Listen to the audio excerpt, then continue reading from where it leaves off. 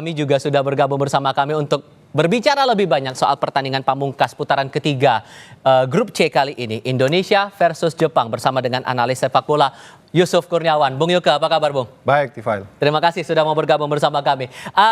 Banyak orang yang berpandangan hari ini kita harus bermain dengan realistis saja.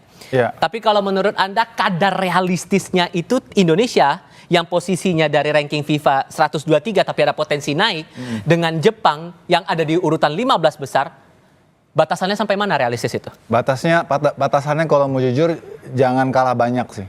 Kalah banyak tuh gimana tuh maksudnya? Maksudnya skornya jangan banyak-banyak karena kalau seri itu menurut saya sudah kemenangan. Kita bisa imbang kemenangan karena kita harus jujur bahwa Jepang walaupun banyak turun dengan mayoritas pemain keduanya, pemain B-nya katakan, tapi Jepang adalah Jepang.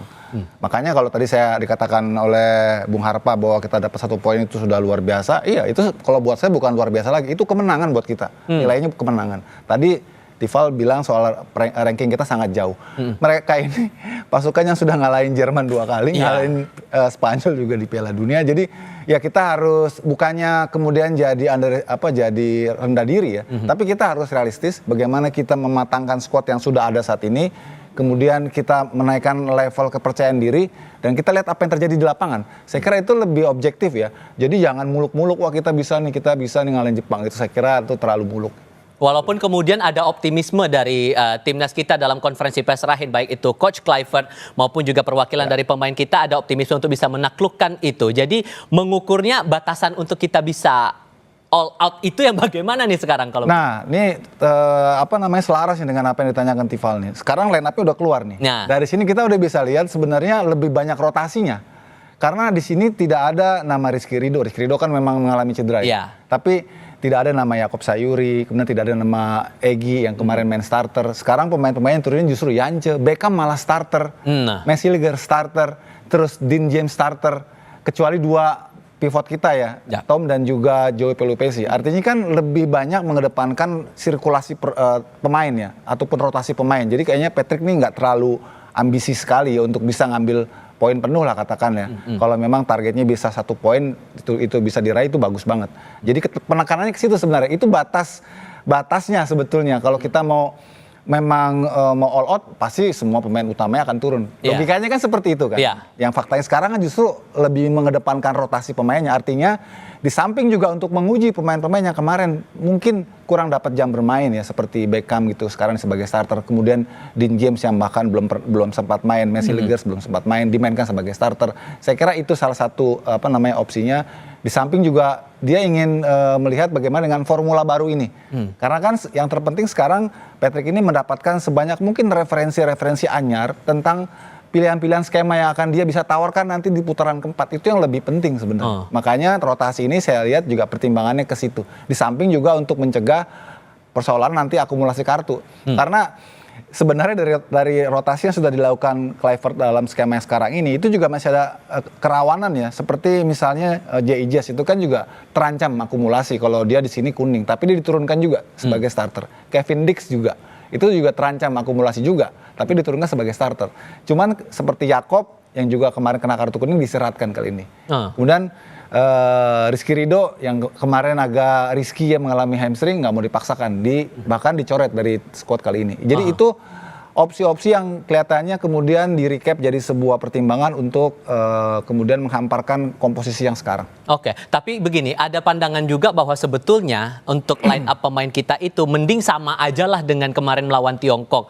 Karena kan ya nggak ada beban juga sesungguhnya untuk pertandingan kali ini, untuk pertaruhan posisi kita, ya posisinya udah sama-sama aman masing-masing. Jepang langsung lolos Piala Dunia, kita udah amankan posisi buat putaran keempat. Tapi ada yang berpandangan kalau ngubah line up itu malah akan berisiko untuk posisi kita.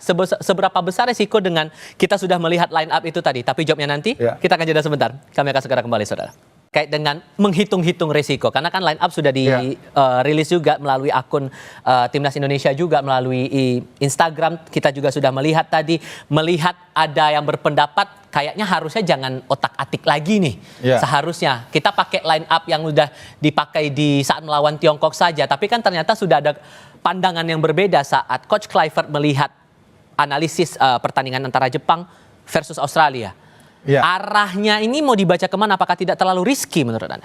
Ya, saya kira Rizky itu bagian dari apa ya, dari pertimbangan yang sudah dilakukan secara matang oleh pelatih ya. Dan bukannya Patrick tidak ingin kita tampil all out ataupun kita ingin mencuri poin, tapi lebih pada bagaimana menjaga keseimbangan dalam situasi bahwa ada pemain-pemain yang juga perlu dapat jam bermain, dapat menit bermain, dan juga ada pemain-pemain yang juga harus dijaga karena beresiko terkena akumulasi kartu ya. Di laga ini saja Ivar Jenner nggak bisa masuk, Ivar Jenner ya kalau tidak salah yang nggak bisa masuk dalam line up karena dia sudah akumulasi. Dan masih ada juga tadi sempat disebutkan oleh reporter Kompas kayak Kelvin Verdong, kemudian Kevin Dix, J.I. Jazz, bahkan juga Jakob Sayuri itu juga posisinya sudah kartu kuning satu. Tapi di antara mereka masih ada juga yang dimainkan. Ya seperti J.I. Jazz masih dimainkan. Dan ini menunjukkan bahwa Patrick juga nggak mau dengan pertimbangan bahwa demi menjaga situasi pemain kita aman dari akumulasi, terus kemudian di dalamnya lemah gitu ya. Tetap dipaksakan juga kan seperti J main. Karena memang leader seperti J itu nggak ada gantinya gitu ya. Secara karakter dia memang kan sudah sangat dipercaya dan diyakini betul oleh rekan-rekannya bisa memimpin tim ini, jadi tetap dimainkan. Tapi juga ada pertimbangan-pertimbangan lain seperti misalnya memainkan ataupun mencoba Dean James ya ataupun Messi Legers yang secara kualitas kita harus akui individu mereka sangat bagus, value market mereka juga sangat tinggi. Di liga mereka juga main rutin dan reguler, jadi tidak ada salahnya juga mungkin dalam bayangan Patrick untuk mencoba mereka. Kemudian juga ada perubahan-perubahan yang juga mungkin kita bisa pertimbangannya sebagai satu kejutan yang coba ditawarkan oleh Coach Patrick ya kepada Jepang dengan mainkan pemain-pemain yang baru ya untuk sebagai starter, misalnya Beckham Putra ini kan pertama kali dimain sebagai starter. Terus Yance Sayuri ya, alih-alih kita berharap Yakob main lagi, tapi karena Yakob udah kena kartu kuning malah yang dipilih Yance jadi starter juga langsung. Ini kan sebuah terobosan-terobosan artinya taktikal yang coba ditawarkan oleh Coach Patrick. Kita akan lihat saja, kita percaya dulu aja bahwa ini memang sudah dipikirkan masak.